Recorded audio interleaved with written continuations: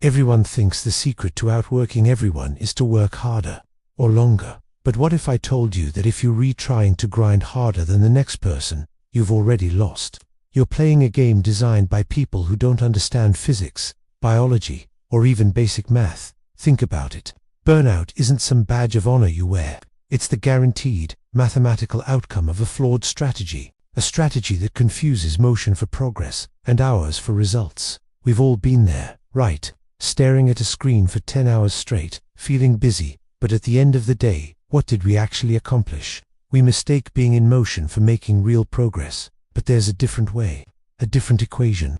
One where you can produce 10 times the output while feeling like you're barely even trying. And it all starts by completely deleting the word work from your vocabulary. The old model of productivity is linear.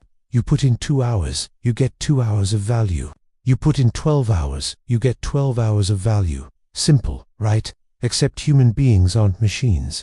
We have diminishing returns. Our brains get tired. After a certain point, that 10th hour you force yourself to work actually produces negative value. You make mistakes, you have bad ideas, and you create problems that take days or even weeks to fix. You're not just spinning your wheels, you're actively digging yourself into a hole. The real model, the one the highest performers use, is exponential. It's not about adding more hours, it's about amplifying the value of a single unit of focus. Let's take a surgeon, for example. A top surgeon isn't working hard for 6 hours straight. They are executing a flawless, pre-designed system with absolute, total focus for maybe 45 critical minutes. The other 5 hours and 15 minutes. That's all maintenance, preparation, and recovery for that 45-minute burst of peak performance. Your goal isn't to work more hours. Your goal is to identify your surgery, that one critical task, and then build an entire system around it that makes your performance unstoppable.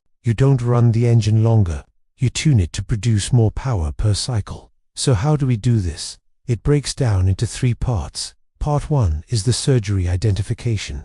You need to figure out what actually matters. The truth is, 95% of your workday is probably just scaffolding. It's checking email, sitting in meetings, handling admin tasks. It's just maintaining the machine. Your surgery is the other 5%. It's that one single activity that, if you do it with extreme precision and focus, creates 95% of your results. For a writer, it's writing the first draft. For a coder, it's architecting the core solution.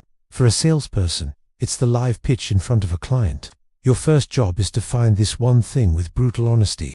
And once you find it, you have to wall it off, protect it. This becomes your sacred output window. This time is non-negotiable. It's untouchable. And here's the key. It should never be more than 90 minutes long. Now, for part 2, the pre-op protocol. This is about rigging your environment for success. A surgeon doesn't just walk into the operating room and then start sterilizing their tools. Of course not. That's all done hours before. Your pre-op is the 30 minutes right before your sacred window. During this time, you perform a ritual.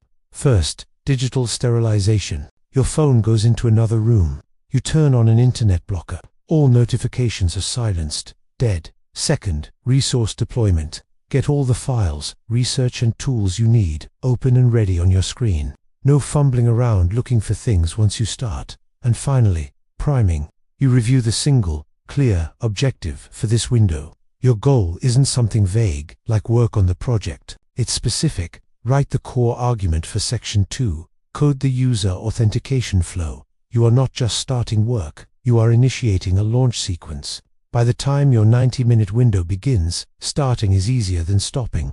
Which brings us to part 3, the most important and counterintuitive secret of all, the forced recovery cycle. This is the ultimate anti-burnout hack. To amplify your output, you must mandate non-work. You have to schedule your recovery with the exact same rigor you schedule your work.